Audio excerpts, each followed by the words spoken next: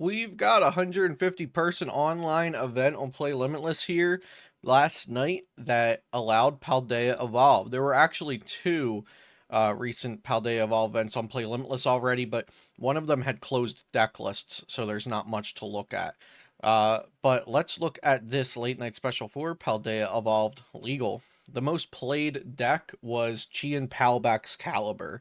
And I don't think that's an accurate representation of the actual metagame. I think that's a representation of the set just came out and everybody's trying new cards and new decks. And then I think more accurately is that Gardevoir was second, Lost Zone was third, Lugia was fourth. I think Chienbeck's Caliber will probably fall in between Lost Zone and Lugia in popularity once everything settles. So let's look at the standings and the deck list. So Gardevoir won with a record of 902. And this was a Gardevoir list that plays 4 Rare Candy and 3 Curlia. This is something that we have seen before from Japanese event results. So it's kind of built like a typical straight Gardevoir list, except, like I said, only 3 Curlia and there's 4 Rare Candy. So they are putting extra emphasis on getting the turn 2 Gardevoirs down and going for a more aggressive route as opposed to playing like a setup deck. And it looks like it worked for them here. Also, note that this is a best of one tournament up until top 8 cut. And so that does sometimes affect which decks are good and whatnot. But in Japan, it's also best of one. Even in top cut, it's best of one in Japanese events. So that's a little different if you're testing for NAIC. Just something to note there. So I haven't personally tried this one out yet. When I first saw that it only played 3 Curlia, that kind of put me off. But 4 Rare Candy, this deck had 902 last night. Let's look at what their matchups were. So they beat Arceus Duraludon, Zoroark Box, Arctina, Gardevoir Mirror, some kind of Arceus deck, Lugia, and then they ID'd to 2 Chien Pals. Then they beat a Lugia, beat a Chien Pal, beat a Lugia. So they didn't play against any Lost Zone decks, but they did play against Lugia and Chien Pal and Arceus, etc. decks, which are some of the top decks. Next, we have Lugia at second place, and it is colorless Lugia with 3 Snorlax, and it also has the Luxray in there. So this is pretty cool to see the colorless Lugia already doing well online, and this is kind of technically a new deck. 2 Bravery Charms, that makes the Snorlax's 200 HP, and it makes Weirdeer 270 HP. So this is, I think this is a cool deck. This looks like a fun way to play Lugia.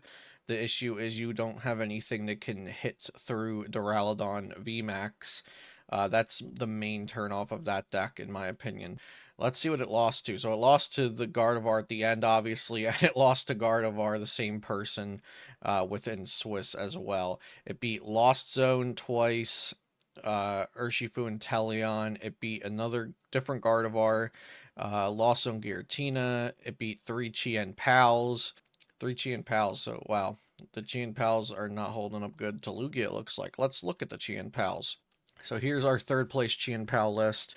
2-2 Palkia, 202 Frigibax Specs Caliber, 2 Chien Pal, double canceling Cologne, 2 Pokestops, no Lost City, but the double canceling Cologne for Cross Switchers Pokestop is a very interesting approach to the deck, giving it a little bit more dig through the cards. I like that.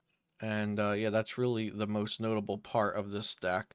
If you've already seen other Chien Palbak's Caliber Palkia decks, really the difference here is that they're playing 2 Cologne and 2 Pokestop.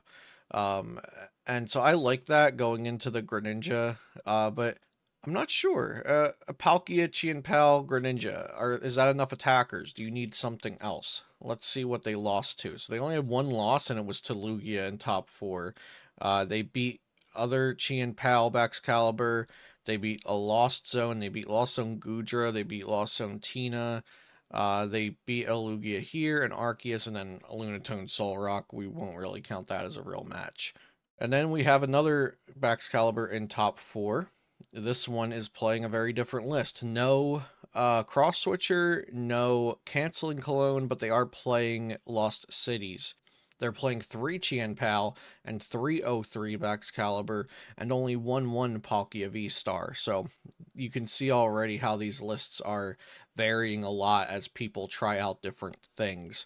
Then we have an Inteleon Urshifu that actually made it into the top 8, adding in 4 Iono and 1 Spirit Tomb, and also Super Rod. So those are all the new cards in this deck. Super Rod, 4 Iono, and 1 Spirit Tomb. Let's see what their matchups were like. They went 6-2-1. This was a smaller event, so remember, top 8 might not be as substantial as top 8 of like a 400 person online event. So 6-2-1. They beat Gardevoir twice. They beat Chien Pal once and lost to it once. They beat an Arceus deck. They beat Arctina. They beat a Lost Zone. They lost to Lugia, of course. Inteleon Urshifu has an awful Lugia matchup. Ultimately, they lost to Chien Pal in top 8. Another Chien Pal in top 8. So there was 3 Chien Pal in top 8s, but remember, it was really, its play rate was really inflated because it's new. So it makes sense that there would be so many in top 8. I don't think that means that it's the best deck for making top 8 just because it had 4 top 8 appearances in one event, right? Was it 4 top 8? 1, 2, 3. 3 top 8 appearances in one event. So take that with a grain of salt. This one's playing the Basculin with Swarm to Wound, 30 plus 10 more for each damage counter on your opponent's active Pokemon.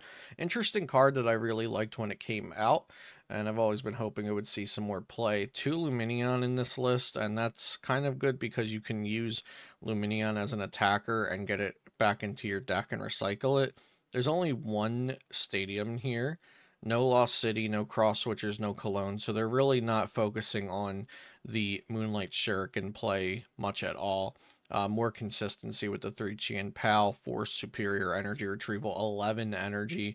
They're trying to hit max damage with Chien Pal as often as possible.